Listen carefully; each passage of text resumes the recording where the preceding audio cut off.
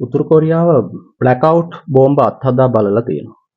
ඒ විතරක් නෙවෙයි නවීන විද්‍යුත් චුම්බක ආයුධ පද්ධතියකුත් අත්හදා බලලා තියෙනවා. විද්‍යුත් චුම්බක ආයුධ පුපුරන ද්‍රව්‍ය වෙනුවට අධිබලති විද්‍යුත් චුම්බක ශක්ති තරංග නිකුත් කරනවා.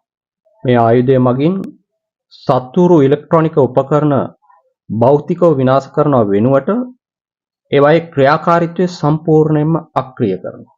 ඒ අනුව sannivedana ජාල, රේඩාර් පද්ධති, පරිගණක යටිතල පහසුකම් වැනි ඉලෙක්ට්‍රොනික උපකරණ මත රඳා පවතින සියලුම පද්ධති මේ විද්‍යුත් චුම්බක ආයුධය මගින් ඉලක්ක කරලා තියෙනවා. ඒ වගේම බලගතු ආයුධයක් තමයි බ්ලැක්අවුට්. බ්ලැක්අවුට් නැත්නම් කාබන් ෆයිබර් බෝම්බය කියලත් මේකට කියනවා. තවත් අය ග්‍රැෆයිට් බෝම්බයක් කියලත් මේක හඳුන්වනවා.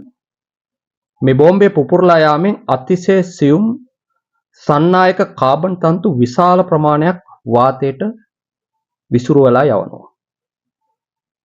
මේ සන්නායක තන්තු විදුලි රැහැන්, ට්‍රාන්ස්ෆෝමර් සහ විදුලි බලාගාර වැනි අධි තාක්ෂණික උපකරණ මත තැන්පත් වෙලා කෙටි පරිපත හදනවා.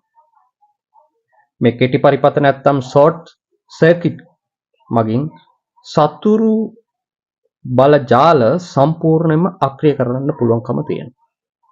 ඒ නිසා මේ බ්ලැක්අවුට් බෝම්බේ අරමුණ තමයි සතුරු ජාල මත කෙටි පරිපත හදලා ඒ ජාල සම්පූර්ණයෙන්ම අක්‍රිය කරන එක. අතර මේවට යක්ෂයාගේ අවි කියලා බටහිර මාධ්‍ය වාර්තා කරලා තියෙනවා. උතුරු කොරියානු නායකයා කිම් ජොන් උන් මෑත කාලයේදී විශේෂයෙන්ම අධි තාක්ෂණික අවි ජාලයක් පරීක්ෂණයට ලක් කරලා තියෙනවා. මේ ගැන ලෝක අවධානය යොමු වෙන්නේ අත වශයෙන්ම ඉරානය සහ ඇමරිකාව සහ ඊශ්‍රායලය අතර පැන නැගිලා තියෙන යුද්ධයත් එක්කම.